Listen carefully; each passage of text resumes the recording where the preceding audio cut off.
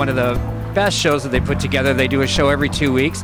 Tonight's theme was rednecks and hillbillies, and we have a lovely lady here who performed an incredible performance with a hula hoop. And young lady, what's your name? Kostone Kreme. Okay, and where are you from? I'm from Ottawa. So do you live here full time, or do you just come in for the show tonight, or? I happen to be in town for a couple things this time, but I usually come into Toronto for shows specifically. But I run a troupe in Ottawa called Capital T's as well. Oh, wow. And so have you got a website up there? We do. It's capitaltees.com. Oh, yeah. Oh, that's great. So now, watching your performance, it was incredible. How do you choose your music to go with your performance? Like, it was so incredible to watch you do every movement. The choreography was just so down. It was just fantastic. So how do you choose that? How do I choose the music? We come up with different themes for every show, and so we kind of search around for something that'll match the theme. That one was trying to come up with something that was carnival themed a couple of years ago. It's an older act, but it was a fun one to bring back. Yeah. How long do you practice? How long do I practice? Well, I hula hoop for exercise, so every few days I'll throw a TV show on and I'll hula hoop until the show's over. Oh, yeah. So now, is this something that you started as a young lady, or is it just something you picked up in the last little while? I actually started hula hooping a few years back because I decided I was a really skinny kid. I was in really good shape, and I decided I wanted to do fun things to get in shape instead of hanging out in a gym. So I picked up a skipping rope and a hula hoop, and I started playing in my living room. Wow. Well, actually, you know what? Your body is flawless. So obviously, hula hooping is the way to go. I don't know about joining a gym, but this young lady knows exactly what it's all about. Thank you so much, and thank you for such an entertainment. It was incredible. Thank you so much. You have a great night. And when's your next show? My next show is in Ottawa on June 1st. It's called Stranded. Okay, so now if we go up to your website, we should be able to get a listing for your shows? Absolutely. Okay, all right. Thank you so much. Thank you. This is Joe Nutter with DDP Studios at the Lunacy Cabaret at Greenwood and Gerrard on a Saturday night, every second Saturday. Join us. Very cool. You know what it was? It was it was very entertaining. And ladies and gentlemen, if you have a chance to come down here to the Lunacy Cabaret, they do a show every 2 weeks. There's always a theme. And when we have performers like Kostone here, just a great night. Thank you so much for the entertainment.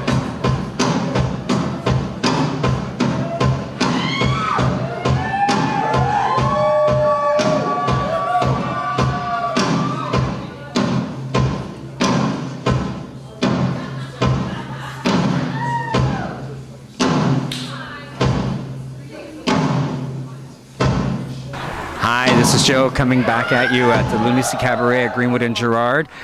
We just had a great evening of hillbillies and rednecks performing. But you know what? This young lady, she's certainly not a redneck or a hillbilly. Your performance was incredible. I couldn't believe how you did that. It was so sexual and so sensual. And what's your name? I am the Lady Josephine. Joe meet Josephine. There you go. So that was a great performance. So how did you come up with that kind of a choreography? Do you work with a choreographer, or are you one yourself? Are you a dancer? I grew up dancing. The choreography is by me. The inspiration for that act was being really hot in the summertime and loving that music by Sly and the Family Stone. It's called Sex Machine. It really gets me going. Oh, it did. You know what? It did, and certainly had the audience going. I mean, it was just so incredible. And the colors that you were using, the bright pinks, it's so vibrant, but it just draws you right to the stage. And I think you've performed here a couple times before. I think I've been here. You performed. This is your first time? Yeah. Really? Oh, wow. Now, do you have are you at a dance studio? Do you take lessons? How do you rehearse? Well, right now I'm on the road. I live everywhere, and so I rehearse wherever I can. Well, so Toronto's not your home, so how long are you here for? I'm flying out on Monday to go do the Vancouver Burlesque Festival, which is going to be wonderful. Oh, I bet it will be. So now, do you know, are there other people going from Toronto, or is this a circuit that you do? Because, I mean, it's obviously a craft, and you've got it down so well.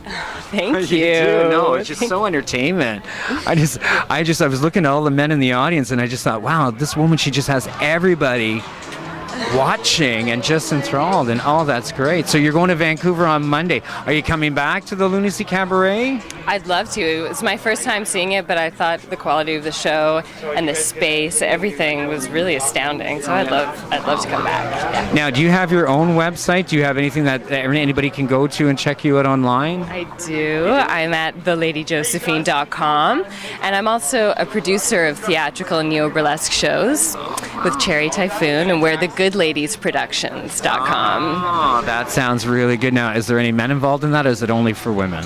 Oh, we love boys. No. We have a show, it's called Bad Ladies and the Detective, but we always happen to find some bad men in there as well. We like bad men. We love bad men. Oh, thank you so much. That was wonderful, Josephine. So good luck in Vancouver, and we hope that you come back here soon. I hope to be back soon. Okay. Yeah. Good. Thank you. This is Joe and Josephine. This is from the Lunacy Cabaret here on a Saturday night with DDP Studios at Greenwood and Gerrard. Come every 2 weeks. There's always a show with a great theme. Come and join us here at the Lunacy Cabaret. Have a good night, everybody.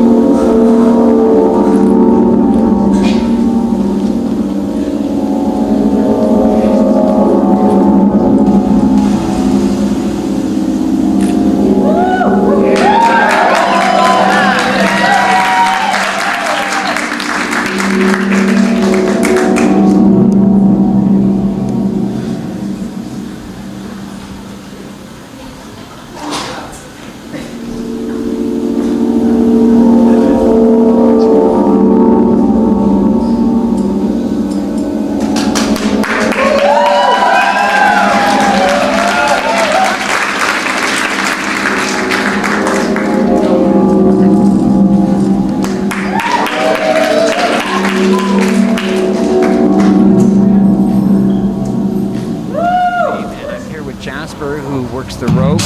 And young man, that was a great performance. Do you do a lot of training, or? Yeah, I do a lot of training. Sometimes more than 20 hours a week.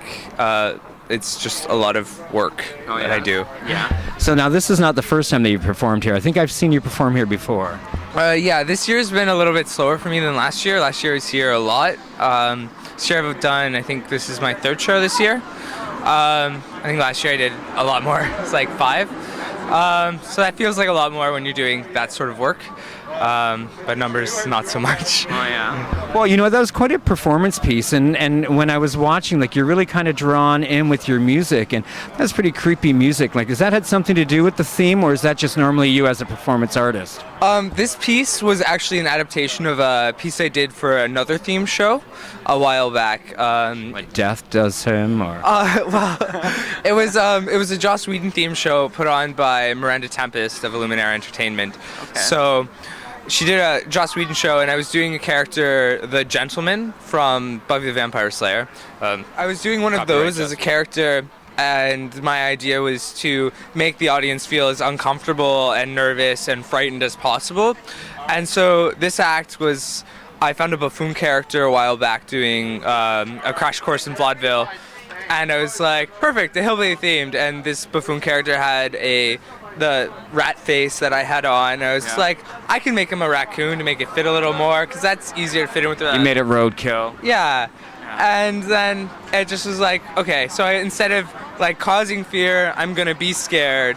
So that was the other side of it. It worked really well because I think everybody was just kind of wrapped up trying to figure out what was going on, and then just the expressions on your face and the way you were responding to the audience. How long have you been doing this? This is my second year of performance coming up, and I think I've been training for a little bit longer than that, so like 3 years of training.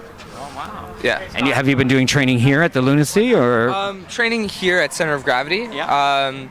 I used to just do some fire stuff a while back, and then I got into doing stuff here, teaching birthday parties and things like that, and then I could use the space. Then I started also doing some aerial stuff with a company that is unfortunately no longer together, Circus Alchemy, and I met an aerialist through them, Fayatal, and started working with her. And big shout out to her because she's amazing. And I What wouldn't do you be do to here without relax her. then after doing something like this in an evening? How do you relax? I go home and I sleep.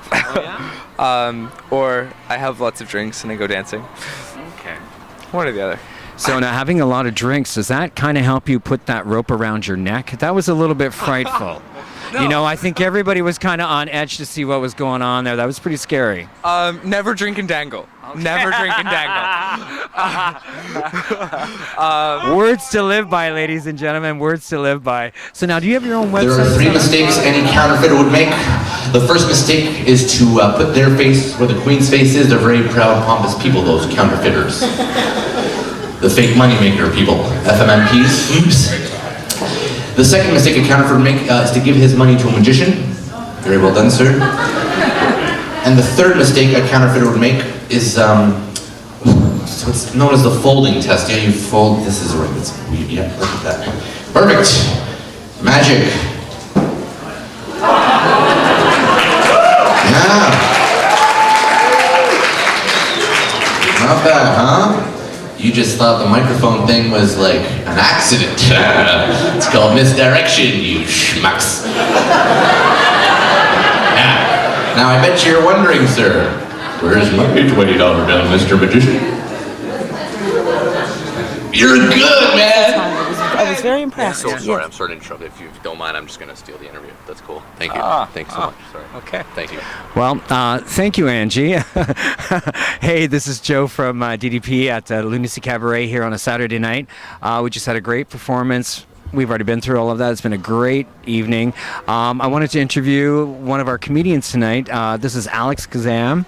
Alex, how are you? How was your night? It was fantastic. It's always a pleasure to do Lunacy, and I think it was great. Oh, yeah? It was awesome. And so it was a good response from everybody. I thought there was a lot of heckling and going on.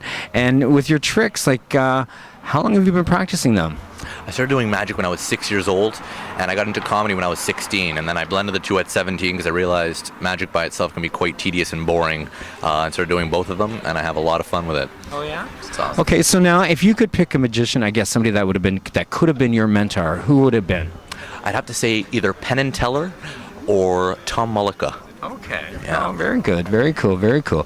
I was just in Vegas a couple of weeks, or actually last month, and I went to see Chris Angel, and it was interesting because part of his show he'd put into an entire, I guess, like footage of his life and about how he was, influenced and whatever. And do you have any kind of thing like that? Have you saved anything like that you could throw in at some point in your life and say, this is where I've been, and when you make it to that great big stage? And Absolutely. I'm working with a group called Cinecoop right now, and we're doing kind of it's a comedy documentary, and it's a movie competition called Cinecoop. We're doing a documentary about just that, the story of this guy. I grew up in Jane and Finch, right? So I didn't have much growing up, but magic was really a saving grace for me because I realized that this is such a great way to meet people, interact with people, and make friends. Because it breaks language barriers, it breaks psychological barriers.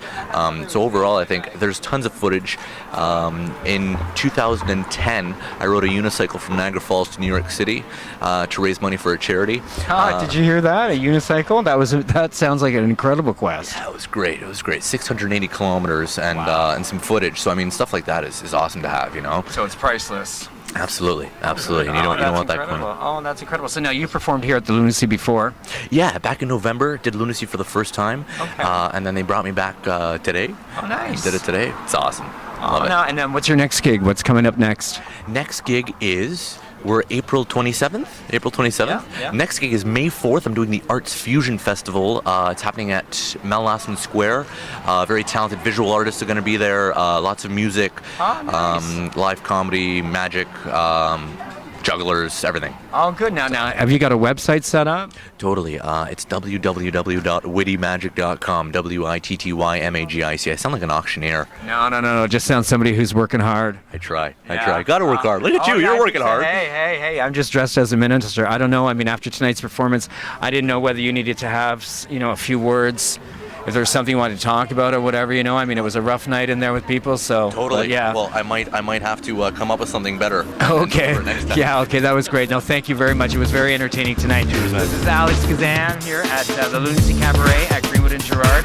Join us every second Saturday night. There's always a theme show.